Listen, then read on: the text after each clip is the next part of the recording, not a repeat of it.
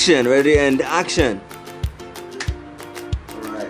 The school that scammed us and ruined our life in China. You may need to sit down for this one. So, it all started when we left our first school, Best Learning, and we interviewed with the new school, Rise Immersion English. And they would tell us that we could only come to the school at like certain times for interviews, only at 1 o'clock. Why? Because there were no people in the school. So we had an interview, and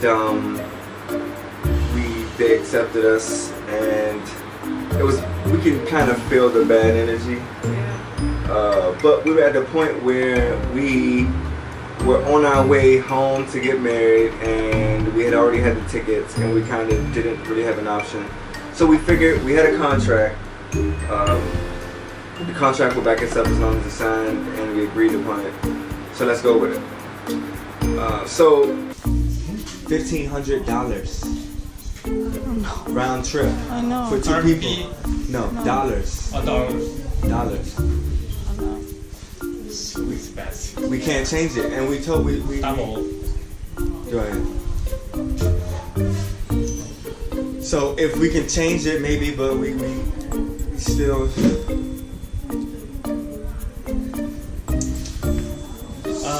You asked the document very late from the Best Learning. No, we didn't. They didn't give it to us, but still, when we asked for help, nobody helped us. We were trying to talk to you, to Alice, to Kathy for maybe a week, and nobody responded. Nobody answered our question. Like, I write you, I write Alice, nobody answered. What we had to do was we had to stay in Dalian for another 2 weeks, lose the flights we already paid for, and stay in Dalian to pay for our own visas. We told the boss of the school that we can go ahead and handle this at home in America. And he said if we left China without doing it, then pretty much we won't have a job. He's trying to teach us. So that was really flag number 1. That was flag number 1 right there.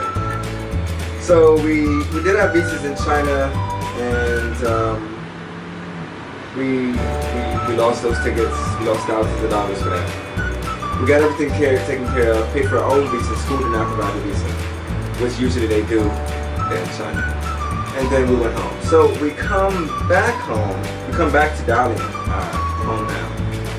And we walk into the school day 1, and there's no orientation, there's no training, no tutorials, there's no help. Nobody shows you, like, if you go on this photo on the computer, this is how you find the notebook, this is how you find the teacher programs. They kind of just throw you in there and just give you the lesson plan like 5 minutes before and say, yeah, you have to do this and this and this. Or 5 minutes after.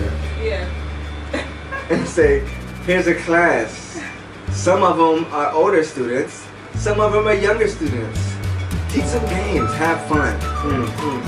You know, we do our thing. We do what we know how to do, teaching English. We got fired before we even got paid. Picture that. We couldn't get paid the first month we started because we get paid in China once a month. And we had to get paid for the month 20 days after the month. That should have been another sign. Because usually the school pays you 10 or 15 days after. So if you work June 1st to June 30th, paycheck comes July 10th or July 15th. Our contract said July 20th. It was 20 days after. So we should have known there something was up as well. Reason being, they wanted us to work 20 days. If we decided to quit, they knew we had already had 2/3 of the month done. So they worked us. So they got us. So come to find out, our first month was March. We went back to work at March, right? It was April 1st. April 2nd, yeah. So we had to wait until May 20th to get paid. We got fired on the 19th. We got fired before we could even get paid. The 20th is payday. We go to get paid and they say, oh, sorry, you can't get your money today because the accountant's not here. my money you talking about? It's not my problem. The accountant should be here. It's payday for me. I don't work these days. I got bills to pay. Anyhow, we come back the next day, the 21st. Come to tell them, you know, okay, here, we're ready to get paid. It's 1:30. They say, okay, you need to come back at 3:30 because not the boss, but the boss's servant, the boss's assistant has to say something to you. Because mind you, the boss doesn't speak to us directly. He doesn't know enough English, although he runs an English school, right? How ironic. So, so he tells us pretty much he doesn't even give us all of the money. We signed a contract for 17,000 renminbi per teacher per 100 hours. We teach 100 hours a month, 25 hours a week. He says, I'm not going to give you the full 35,000 because I don't think that your teaching hours were good enough.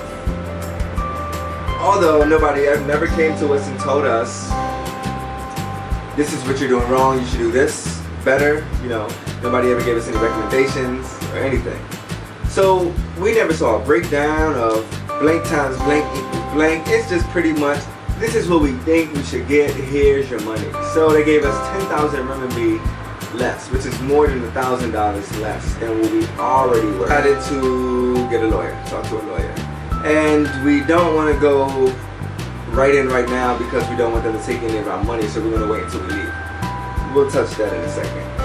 So of course we decide to size our life, you know, one door closed, two doors open. We always find an open door, stay positive. So we size our life, we call off work, we go to Beijing. We tell them, you know, we got to do some paperwork for our next job. We go to Beijing and we get a visa to teach in South Korea because at this point we're done with China. But we start the process. Right. And we go and see the Great Wall. That was a success. Hey, we had some fun out there. Might as well, right? Right. You're already up there. So after that, we come back and we lost our house in the same week. This is the same week, guys. The same week. We lost our house. We have a crazy neighbor downstairs who pretty much calls the police all the time and complains about us being too loud, stomping. I mean, she called the police at 9:19 a.m. and said that we're too loud. I mean, how can you be too loud during the day when there's people drilling upstairs, there's people banging, people are playing the piano and flute.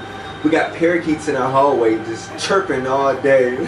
These guys laugh and play. They're like drunk, day drinking all the time.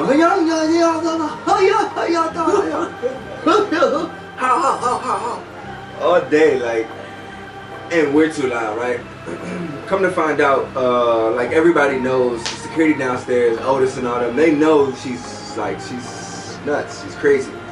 But anyways, in China, none of that matters. She calls, she makes more complaints to the police than we do because we're cool, we chill, we just deal with it.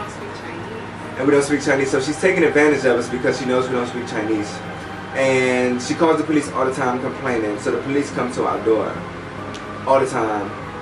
She gathered up the other neighbors to sign and put their fingerprint on this paper. 8 neighbors, this is 8 in Chinese, 8 neighbors pretty much ganged up and said, okay, they want to kick us out. So we lost our house and we have to move out of the house. They told us last month. I told our landlord, there's no way, that's just crazy. That's inhumane. 20 days, that's too much. So she gave us another month. It's July 11th now. We have until July 24th to find a new house. Yeah.